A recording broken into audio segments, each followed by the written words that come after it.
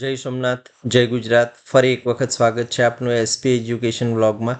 આ વિડીયોમાં જોઈશું આપણે કૃષિના હિસાબો એટલે કે ખેતીના હિસાબો અંગેની સૈદ્ધાંતિક બાબતો, જેમાં આપણે નીચે મુજબના મુદ્દાઓ જોઈશું. સૌપ્રથમ જોઈશું આપણે કૃષિના હિસાબોનો અર્થ, ત્યારબાદ કૃષિના હિસાબોની વ્યાખ્યા, કૃષિના હિસાબોના મુખ્ય ઉદ્દેશો, ત્યારબાદ જોઈશું આપણે કૃષિના હિસાબોનું મહત્વ, ઉપયોગિતા કે લાભ, અને ત્યારબાદ જોઈશું કૃષિના હિસાબો સંબંધી ઉપજ અને ખર્ચ તેમજ વિશિષ્ટ બાબતો, જે કૃષિ ખાતાની જમા બાજુ દર્શાવવાની ઉપજ એટલે કે આવક તરીકેની વિગતો, અને બીમાં જોઈશું કૃષિ ખાતાની ઉધાર બાજુ દર્શાવવાની વિગતો એટલે કે ખર્ચની વિગતો. તો આ વિડીયોમાં આપણે આ મુદ્દાઓની ચર્ચા કરવાના છીએ. સૌપ્રથમ જોઈશું આપણે કૃષિના હિસાબોનો અર્થ, એટલે કે કૃષિના હિસાબોનો અર્થ સામાન્ય અર્થમાં કૃષિના હિસાબો એટલે ખેતીવાડીના વ્યવસાયમાંથી કેટલી આવક થઈ અને તેની પાછળ કેટલો ખર્ચ થયો તેની ચોકસાઈપૂર્વકની નોંધ રાખવી. આ પદ્ધતિમાં બિયારણ, ખાતર, મજૂરી અને અન્ય ખર્ચાઓની સામે પાકના વેચાણ દ્વારા થયેલ આવકની સરખામણી કરીને નફો કે નુકસાન નક્કી કરવામાં આવે છે. તો આ છે કૃષિના હિસાબોનો અર્થ.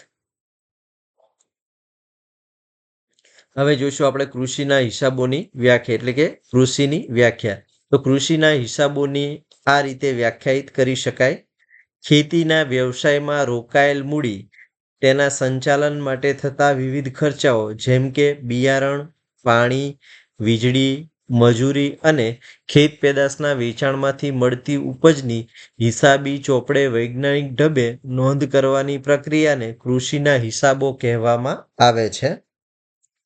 તો ટૂંકમાં એમ કહી શકાય કે ખેતીમાં થતા ખર્ચાઓ અને ખેતીમાંથી થતી આવકો જે ચોપડે નોંધવામાં આવે છે વૈજ્ઞાનિક ઢબે, એને આપણે કૃષિના હિસાબો કહી શકીએ. હવે જોઈશું આપણે કૃષિના હિસાબોના ઉદ્દેશો, એટલે કે કૃષિના હિસાબો શા માટે આપણે તૈયાર કરવા જોઈએ. તો આપણે ચોક્કસ પાક દીઠ નફો કે નુકસાન જાણવું જોઈએ, એટલે કે જો ખેતરમાં એક કરતાં વધુ પાક લેવામાં આવ્યા તો કયા પાકમાં વધુ ફાયદો થાય છે અને કયા પાકમાં ઓછો ફાયદો થાય છે એ આપણે જાણી શકીએ છીએ. એ ઉપરાંત ખેતીના ખર્ચ પર અંકુશ રાખી શકાય છે કૃષિના હિસાબો તૈયાર કરવાથી, એટલે કે બિનજરૂરી જે ખર્ચાઓ થાય છે એ આપણે ટાળી શકીએ છીએ. આ ઉપરાંત સરકારી સબસિડી કે બેંક લોન મેળવવા માટે નાણાકીય પત્રકો કે પુરાવાઓ તૈયાર કરવા માટે પણ કૃષિના હિસાબો આવશ્યક છે. ભાવિ આયોજન માટે ઉત્પાદન ખર્ચનો અંદાજ મેળવવા માટે પણ કૃષિના હિસાબો બનાવવા જોઈએ. ગામડામાં ખેડૂતો ઘણીવાર પોતાની જરૂરિયાત મુજબના પાક લેતા હોય છે, જેને જીવન નિર્વાહ ખેતી કહેવાય છે, પરંતુ વ્યવસાયિક રીતે ખેતી કરવા માટે આધુનિક હિસાબી પદ્ધતિ અનિવાર્ય છે. તો કૃષિના હિસાબો તૈયાર કરવાના આ મુખ્ય 4 ઉદ્દેશો છે. હવે જોઈશું કૃષિના હિસાબોનું મહત્વ, ઉપયોગિતા, લાભ કે ફાયદાઓ. આ જે મુદ્દો છે એ સૌરાષ્ટ્ર યુનિવર્સિટી 2025ની બીકોમ સેમ 3ની પરીક્ષામાં પૂછાઈ ગયેલ છે. તો કૃષિના મહત્વ, ઉપયોગિતા કે લાભમાં સૌપ્રથમ જોઈશું પોતાની કૃષિ પ્રવૃત્તિનું સાચું આર્થિક પરિણામ અને પરિસ્થિતિ જાણી શકાય છે, એટલે કે નફો કે ખોટ જાણી શકાય છે. આ ઉપરાંત ખેતી પ્રવૃત્તિને વધુ નફાકારક અને ફાયદાકારક કેવી રીતે બનાવી શકાય તેની માહિતી પણ આપણને કૃષિના હિસાબો રાખવાથી મળી શકે છે. કૃષિને લગતા ખર્ચાઓની માહિતી મળી શકવાથી ખેત પેદાશની સાચી પડતર જાણી શકાય છે અને ખોટા બિનજરૂરી ખર્ચ તેમજ કરકસર વડે કૃષિ પેદાશની પડતર ઘટાડવા અને કૃષિ પેદાશ વધારવા હિસાબો ઉપયોગી બને છે. ખર્ચાઓ માટે ઓછા ખર્ચવાળી વૈકલ્પિક વ્યવસ્થા કરી શકાય છે. આ ઉપરાંત ચોથો ફાયદો જોઈએ તો કૃષિના હિસાબો વડે અલગ ખેતર દીઠ તેમજ અલગ પાક દીઠ એમ બંને રીતે કૃષિ ખાતા તૈયાર કરી ખેતર દીઠ કે પાક દીઠ નફો કે નુકસાન જાણી શકાય છે. વળી કયા પાકનું ઉત્પાદન વધુ લાભપ્રદ થયું અને કયા પાકનું ઉત્પાદન નુકસાન કરતા છે તે જાણી શકાય છે. જે ખેતર દીઠ ઓછો નફો થતો હોય ત્યાં સુધારાલક્ષી પગલાં ભરી નફો વધારી શકાય છે અને ખેતર દીઠ પાક અને નફાની તુલના વડે ભવિષ્યમાં નિર્ણય લઈ શકાય છે. તો આ કૃષિના હિસાબોનો ચોથો ફાયદો છે.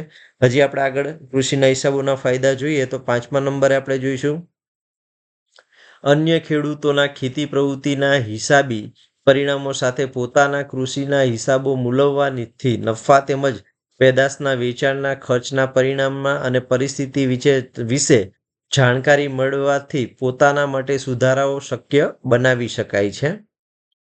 સરકારી રજૂઆત અંગે કૃષિના હિસાબો આધાર બને છે, જેમ કે ખેત પેદાશના ટેકાના ભાવ તેમજ ભાવ બાંધણી વખતે, સરકારી મહેસૂલ, પાક વીમો વખતે, કૃષિ ધિરાણ મેળવતી વખતે તેમજ દવા માફ અને સરકારી સહાય કે સબસિડી મેળવતી વખતે કૃષિના હિસાબોને આધાર બનાવી શકાય છે. એટલે કે સરકારની કોઈ પણ યોજનાનો લાભ લેવા માટે કૃષિના હિસાબો જરૂરી છે.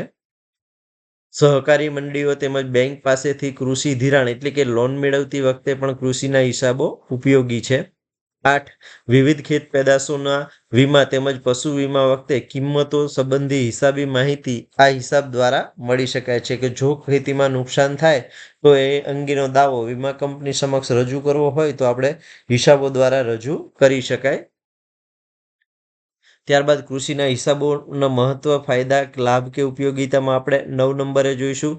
ખેડૂતને ખેત પેદાશની પડતરને આધારે નફાનો ગાળો રાખી વેચાણ કિંમત નક્કી કરવામાં તેમજ માર્કેટિંગ યાર્ડમાં હરાજી કે વેચાણ વખતે યોગ્ય કિંમત લેવા અંગે કૃષિના હિસાબો ઘણા જ ઉપયોગી માહિતી પૂરી પાડે છે. આ ઉપરાંત ખેડૂતોને પોતાના વ્યક્તિગત કૃષિ સંબંધી દેવા લેણાની પતાવટ કરવા માટે પણ આ કૃષિ હિસાબો કૃષિ લેણદારો અને કૃષિ દેવાદારની માહિતી પૂરી પાડી શકે છે. 11. ખેડૂતના ખેતરની કિંમત સહિત ખેતીના માલસામાન અને ખેત પેદાશની મિલકતો અને તેના મૂલ્યાંકન સંબંધી વિવિધ માહિતીઓ આ હિસાબ વડે જાણી શકાય છે. ખેતીના હિસાબોમાં થયેલ મૂડીરોકાણ અંગે યોગ્ય વળતર મળે છે કે કેમ તે અંગે પણ કૃષિ નફા નુકસાન ખાતા મારફત આપણે જાણી શકીએ છીએ. આ ઉપરાંત ખેત ઉત્પાદન અને સહાયક ઉત્પાદન કે વેચાણ પ્રવૃત્તિની સરખામણી કરવા ખેડૂતને કૃષિના હિસાબો ઉપયોગી માહિતી આપે છે. તો આ છે કૃષિના હિસાબોનું મહત્વ, ઉપયોગિતા કે લાભ અંગેના મુદ્દાઓ.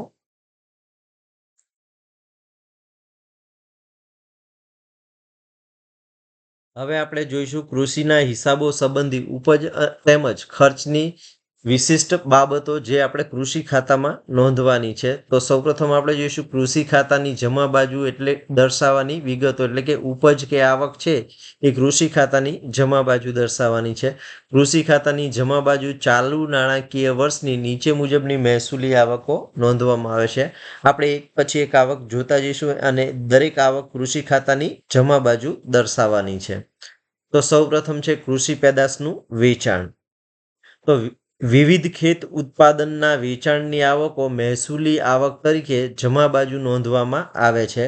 કૃષિ પેદાશની આવકના મુખ્યત્વે 2 વિભાગમાં વહેંચવામાં આવે છે. એક, કૃષિ પેદાશનું રોકડ વેચાણ તેમજ ઉધાર વેચાણ જમા બાજુએ ઉપજ તરીકે દર્શાવવામાં આવે છે. તે ઉપરાંત કેટલીક કૃષિ ઉત્પાદનની વસ્તુઓ નાણાંના અવેજ તરીકે આપવામાં આવે છે. દાખલા તરીકે ખેતરમાં મજૂરી કરનાર કામદારને પગારના બદલામાં અનાજ આપવામાં આવે, એવી જ રીતે સિંચાઈનું પાણી પૂરું પાડનારને ભાડે પટ્ટે અનાજ આપવામાં આવે, ધર્માદામાં અનાજ આપવામાં આવે, અનાજ ચોરાઈ જાય તેવા સંજોગોમાં આવું અનાજનું મૂલ્ય કૃષિ ખાતાની જમા બાજુ દર્શાવવામાં આવે છે. એટલે મિત્રો યાદ રાખવાનું છે કે મજૂરી પેટે આપેલ અનાજ, પાણીના બદલામાં આપેલ અનાજ, ધર્માદામાં આપેલ અનાજ અને ચોરાઈ જાય અનાજ, તો દરેક પરિસ્થિતિમાં આપણે જાવક તરીકે કૃષિ ખાતાની જમા બાજુ આ વિગત દર્શાવવાની છે. આ ઉપરાંત ખેત ઉત્પાદન માટે પોતાનું જ અનાજ બિયારણ તરીકે વાપરવામાં આવ્યું હોય તો તે પણ જમા બાજુ દર્શાવવાનું છે. એ ઉપરાંત ખેડૂતે પોતે સ્વ વપરાશ માટે અનાજ લીધું હોય તો પણ ઉપાડથી ગયેલ અનાજ તરીકે મહેસૂલી આવક તરીકે નફા નુકસાન ખાતાની જમા બાજુ દર્શાવવામાં આવે છે. તો આ દરેક સંજોગોમાં આપણે જોઈ શકીએ છીએ કે માલ જાય છે અને જાય તો આપણે જમા કૃષિ ખાતાની બાજુ દર્શાવવાનું છે. તો આ છે કૃષિ ખાતાની પેદાશનું વેચાણ અને કૃષિ પેદાશનો ગયેલ માલ. ત્યારબાદ આપણે એમાં આગળ જોઈશું કૃષિ ખાતાની જમા બાજુ પશુપાલનની ઉપજ, એટલે કે ખેડૂત છે એ કૃષિની સાથે પશુપાલનનો વ્યવસાય કરતો હોય તો ખેતીવાડીની આનુષંગિક પ્રવૃત્તિ એટલે પશુપાલનની પ્રવૃત્તિ, અને પશુપાલનની પ્રવૃત્તિ સાથે દૂધ, ઘી, માખણ, છાણિયું ખાતર વગેરેની પ્રાપ્તિ થાય છે, જેના વેચાણની આવક કૃષિ ખાતે મહેસૂલી આવક ગણી જમા લેવામાં આવે છે. આ ઉપરાંત ફળ, ફૂલ અને શાકભાજીની ઉપજ. તો સામાન્ય રીતે ખેતરના અમુક ભાગમાં શાકભાજી, ફળ, ફૂલ જેવું વાવેતર થાય છે, જેના વેચાણથી જે આવક થાય તે પણ કૃષિ ખાતાની જમા બાજુ દર્શાવવામાં આવે છે. ટૂંકમાં કહી શકીએ કે પશુપાલન અને ફળ, ફૂલ કે શાકભાજી દ્વારા થતી ઉપજ કે વેચાણ કૃષિ ખાતાની જમા બાજુ દર્શાવવામાં આવે છે. આ ઉપરાંત આગળ આપણે જોઈશું જમા બાજુ દર્શાવવાની વિગતોમાં તો ઘાસચારો, પાકની આડપેદાશની આવક. તો સરકાર દ્વારા પશુ આહાર ઉગાડવા માટે મફત સિંચાઈ યોજના આપવામાં આવે છે. આ લાભ મેળવવા માટે ખેડૂતે પોતાના ખેતરમાં અમુક ભાગમાં રજકો પશુ આહાર ઉગાડવામાં આવે છે. આવી આવક કૃષિ ખાતે જમા લેવામાં આવે છે. તે જ રીતે અનાજનો પાક ઉતારી લીધા પછી છોડનો અમુક ભાગ બચે છે. દાખલા તરીકે ઘઉં, જુવાર, બાજરી, કપાસ વગેરે પાકની સાંઠી પડી રહે છે, જેનો ઉપયોગ ઢોરના ખાતર તરીકે કરવામાં આવે છે તથા બળતણ તરીકે પણ વાપરવામાં આવે છે. આ ઉપરાંત તે જ રીતે શેરડીના પાકનો નકામો ભાગ આલ્કોહોલ બનાવવા માટે વપરાય છે. આવી આડપેદાશની જે કોઈ પણ આવક પ્રાપ્ત થાય તેને કૃષિ ખાતે ધંધાની આવક તરીકે ગણી જમા કરવી જોઈએ. એટલે કે કોઈ પણ પ્રકારનું પશુ માટે ખેતરમાં ઉગાડેલ ઘાસ તેમજ આડપેદાશની કોઈ પણ આવક છે એ આપણે કૃષિ ખાતાની જમા બાજુ આવક તરીકે દર્શાવવાની છે.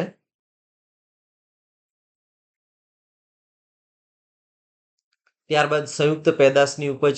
તો ખેડૂત પોતાના ખેતરની જમીનનો મહત્તમ ઉપયોગ કરવા માટે એકી સાથે એકથી વધુ પાકનું વાવેતર કરે છે. દાખલા તરીકે પપૈયાનું વાવેતર કર્યું હોય પપૈયાનું, અને પપૈયાના વૃક્ષની વચ્ચે ખાલી જગ્યામાં નાના ફૂલ છોડ અથવા ટામેટાનું વાવેતર કરે, તો પપૈયાની વચ્ચેના ચોકમાં મગ વાવે છે, તો ઉનાળાના સમયમાં કઠોળ જેવા શાકભાજી પણ ઉગાડી શકે છે. આવી પેદાશોને સંયુક્ત પેદાશ કહેવામાં આવે છે અને તેના વેચાણની આવકને કૃષિ ખાતાની જમા બાજુ દર્શાવવામાં આવે છે. એટલે કે કોઈ પણ મુખ્ય પાક સાથે અન્ય પાક વાવવામાં આવે અને તેનાથી જે પણ આવક થાય તે પણ આપણે કૃષિ ખાતાની જમા બાજુ દર્શાવાય છે.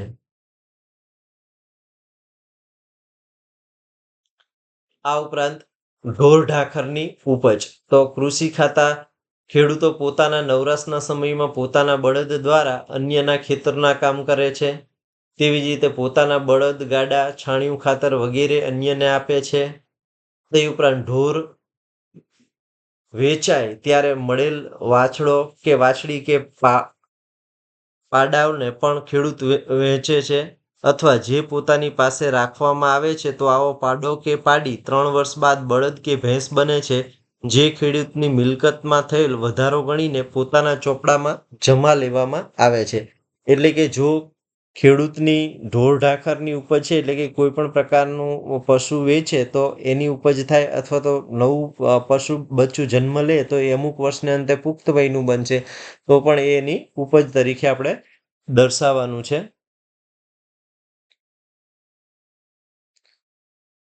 ત્યારબાદ 7 નંબરે જોઈશું આખર સ્ટોક. તો નહીં વેચાયેલ ખેત પેદાશનો વધારો, તૈયાર પાક, ઊભો પાક તેમજ ઢોર ઢાખર વગેરેનું નાણાકીય મૂલ્ય પડતર કિંમત પ્રાપ્ત હોય તો તે કિંમતે અથવા તો બજાર ભાવે નક્કી કરવામાં આવે છે. આવું નાણાકીય મૂલ્ય કૃષિ ખાતે અથવા નફા નુકસાન ખાતે જમા કરવામાં આવે છે. આ ઉપરાંત ખેત વપરાશની દવા, ખાતર, છૂટા ઓજારો, બિયારણ વગેરેનો આખર સ્ટોક પણ કૃષિ ખાતે જમા લેવામાં આવે છે. તો આ હતી કૃષિ ખાતાની જમા બાજુ દર્શાવવાની વિગતો. હવે આપણે જોઈશું કૃષિ ખાતાની ઉધાર બાજુ દર્શાવવાની વિગતો, એટલે કે ખર્ચની વિગતો. તો કૃષિ ખાતાની ઉધાર બાજુએ ધંધાને લગતા તમામ મહેસૂલી ખર્ચા અને પ્રસારિત મહેસૂલી ખર્ચાઓ માંડી વાળેલ મૂડી ખર્ચાઓ લખવામાં આવે છે. જેમાં સૌપ્રથમ આપણે કૃષિ ખાતાની ઉધાર બાજુ શરૂઆતનો સ્ટોક બતાવવાનો છે. એટલે કે નાણાકીય વર્ષની શરૂઆતમાં ખેડૂત પાસે વપરાયેલ કૃષિ પેદાશો, બિયારણ, ખાતર, તૈયાર પાક, ઊભો પાક, છૂટા ઓજારો, ઘાસચારો, જંતુનાશક દવાઓ, ઢોર ઢાખર વગેરેનો શરૂઆતનો સ્ટોક કે જે અન્ય સરવૈયાની ઉધાર બાકી તરીકે દર્શાવેલ હોય છે, તેને કૃષિ ખાતે સૌપ્રથમ શરૂઆતના સ્ટોક તરીકે ઉધાર બાજુ દર્શાવવામાં આવે છે. એટલે કે જ્યારે પણ આપણે કૃષિ ખાતું તૈયાર કરીએ ત્યારે શરૂઆતના સ્ટોક તરીકે આ જે વિગતો આપી હોય જંતુનાશક દવાની, ઢોર ઢાખરની, ઊભા પાકની, છૂટા ઓજારોની, તો એ આપણે કૃષિ ખાતાની ઉધાર બાજુ દર્શાવી દેવાની છે. શરૂઆતના સ્ટોક પછી આપણે કૃષિ ખાતાની ઉધાર બાજુ દર્શાવવાની છે બહારથી કરેલ ખરીદી. એટલે કે ખેતીવાડીની પ્રવૃત્તિ સરળતાથી ચાલે તે માટે તેમજ પશુપાલનના નિભાવ માટે ખેડૂત દ્વારા નાણાકીય વર્ષ દરમિયાન બિયારણ, ખાતર, જંતુનાશક દવાઓ, ઘાસચારો વગેરેની ખરીદી કરે છે. આવી ખરીદી પાછળ કરેલ ખર્ચને કૃષિનો ખર્ચ ગણીને કૃષિના નફા નુકસાન ખાતે ઉધારવામાં આવે છે અથવા તો કૃષિ ખાતાની ઉધાર બાજુ દર્શાવવામાં આવે છે. ખરીદી બાદ આપણો મજૂરી ખર્ચ છે. તો મજૂરી ખર્ચ ખેતરમાં કામ કરનાર વ્યક્તિને મજૂર કે સાથી તરીકે ઓળખવામાં આવે છે. ખેતરમાં કેટલાક મજૂરો કાયમી ધોરણે કામ કરતા હોય છે, તો કેટલાક મજૂરો માત્ર જરૂરિયાત ઉદ્ભવે ત્યારે જ કામ કરવા આવે છે, તેને છૂટક મજૂરો કહેવામાં આવે છે. ખેતરમાં સામાન્ય રીતે વાવણી સમયે અને પાકની લણણી સમયે આવા મજૂરોની આવશ્યકતા ઉદ્ભવે છે.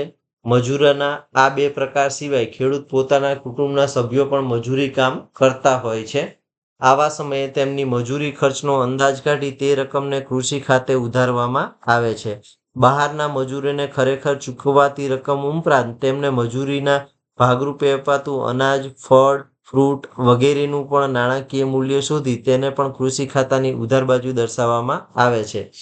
આ જ રકમનો હવાલો મજૂરી તરીકે આપેલ હોય તો અનાજ કૃષિ ખાતે કે નફા નુકસાન ખાતાની જમા બાજુ લખવામાં આવે છે. એટલે કે જ્યારે આપણે મજૂરોને મજૂરીના બદલામાં અનાજ આપીએ ત્યારે આપણે એની અસર છે એ કૃષિ ખાતાની બંને બાજુ દર્શાવવાની છે. કૃષિ ખાતાની જમા બાજુ જાવક તરીકે દર્શાવવાની છે અને કૃષિ ખાતાની ઉધાર બાજુ ખર્ચ તરીકે દર્શાવવાની છે.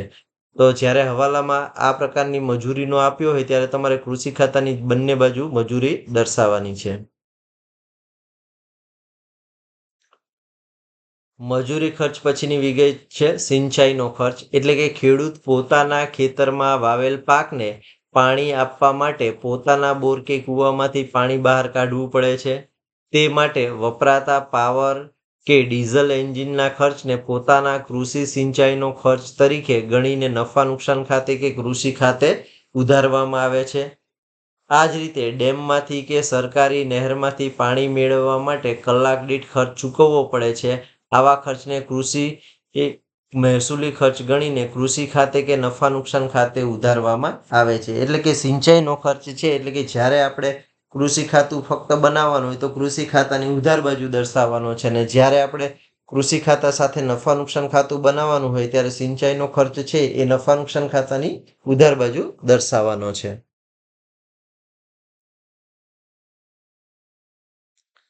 ત્યારબાદ મશીનરી નિભાવ ખર્ચ. એટલે કે કૃષિ ક્ષેત્રે મશીન એટલે કે ટ્રેક્ટર, ટ્રેલર કે પાકો કાપવા માટેનું લણવાનું યંત્ર વગેરે જેવા મશીનો ખેડૂત પોતે વસાવે છે. જો આવા યંત્રો પોતાની માલિકીના હોય તો તેને ચલાવવા માટેના તમામ ખર્ચાઓ જેમ કે ડ્રાઈવરનો પગાર, મેન્ટેનન્સ ખર્ચ, ડીઝલ, રિપેરિંગ વગેરેનો ખર્ચ કૃષિ ખાતે અથવા તો નફા નુકસાન ખાતે ઉધારવામાં આવે છે. પરંતુ જો ખેડૂત આવા મશીન ભાડેથી મેળવતો હોય તો મશીન માટે ચૂકવેલ ભાડાની રકમ પણ કૃષિ ખાતે ભાડું ગણી અને ઉધારવામાં આવે છે. ટૂંકમાં મશીનરી સંબંધી કે ટ્રેક્ટર સંબંધી તમામ ખર્ચ છે એ તમારે કૃષિ ખાતાની ઉધાર બાજુ દર્શાવવાનો છે કૃષિનું ખર્ચ ગણી. અને જ્યારે આપણે કૃષિ ખાતા સાથે નફા નુકસાન ખાતું બનાવતા હોય ત્યારે નફા નુકસાન ખાતાની ઉધાર બાજુ દર્શાવવાનો છે. ત્યારબાદનો ખર્ચ છે મિલકતનો ઘસારો. તો કૃષિના સાધનો અને યંત્રો જેવા કે ટ્રેક્ટર, ટ્રેલર, ઓઇલ એન્જિન, લણવાના મશીન વગેરે મિલકતો પર યોગ્ય દર અનુસાર ઘસારો ગણી તેને નફા નુકસાન ખાતે ઉધારવામાં આવે છે. પરંતુ ઢોર ઢાંખરનો ઘસારો કોઈ ચોક્કસ દર અનુસાર નહીં ગણાતા નિષ્ણાંત વ્યક્તિનો અભિપ્રાય મેળવવામાં આવે છે. આ અભિપ્રાય અનુસાર દર્શાવેલ રકમ કૃષિના નફા નુકસાન ખાતે લખવામાં આવે છે. તેમજ જો પશુનું મૃત્યુ થાય તો તે નુકસાન પણ ઘસારો ગણીને કૃષિ ખાતે ઉધારવામાં આવે છે. એટલે કે કોઈ પણ પ્રકારની મિલકતનો ઘસારો હોય તો કૃષિ ખાતાની ઉધાર બાજુ દર્શાવવાનો છે, અને કૃષિ ખાતા સાથે આપણે નફા નુકસાન ખાતું બનાવતા હોય તેવા સંજોગોમાં ઘસારો છે એ નફા નુકસાન ખાતાની ઉધાર બાજુ દર્શાવવાનો છે.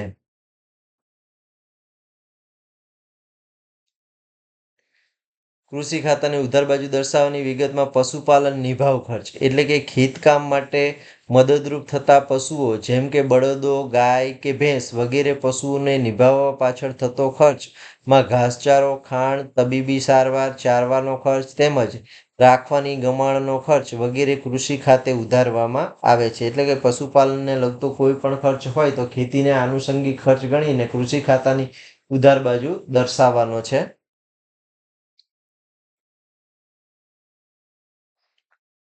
ત્યારબાદ વીમા પ્રીમિયમ.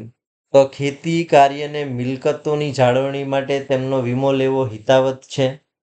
આવી મિલકતોમાં ટ્રેક્ટરનો વીમો, ટેલરનો વીમો, પાક ઉગાડવામાં આવેલ પાકનો વીમો, પશુધન વગેરેનો વીમો લેવાથી આકસ્મિક સંજોગોમાં નુકસાની થવાની વીમા કંપની તરફથી વળતર મળે છે.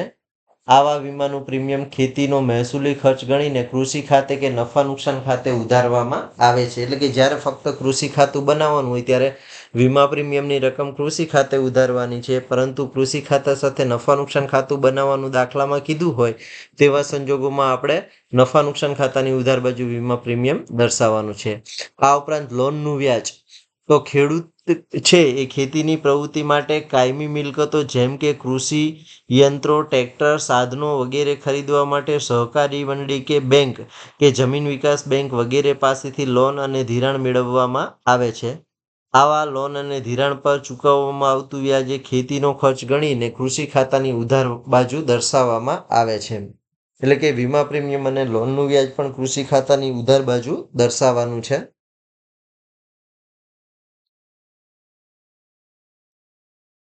આ ઉપરાંત વાડ કરવાનો ખર્ચ એટલે કે ખેતર અને પાકના રક્ષણ માટે ફરતે કરવામાં આવતી વાડના ખર્ચને પ્રસારિત મહેસૂલી ખર્ચ ગણવામાં આવે છે.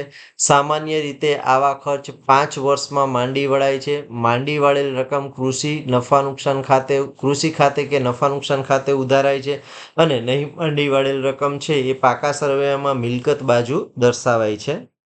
જમીન મહેસૂલ જેને આપણે અંગ્રેજીમાં લેન્ડ રેવન્યુ કહીએ, તો ખેડૂતોને સરકારને નિયત દરે ભરવો પડતો ટેક્સ એ કૃષિ વ્યવસાયનો ખર્ચ છે જે કૃષિ ખાતે કે કૃષિના નફા નુકસાન ખાતે ઉધારવામાં આવે છે.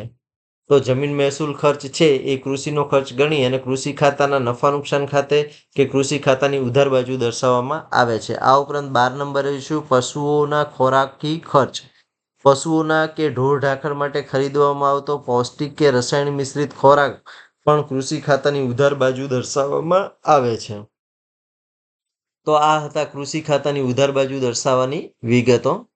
તો કૃષિ ખાતાની જમા બાજુ અને ઉધાર બાજુ દર્શાવવાની વિગતો દર્શાવ્યા બાદ હવે આપણે કૃષિના હિસાબો તૈયાર કરતી વખતે નીચે મુજબના ખાતાઓ તૈયાર કરવાના છે.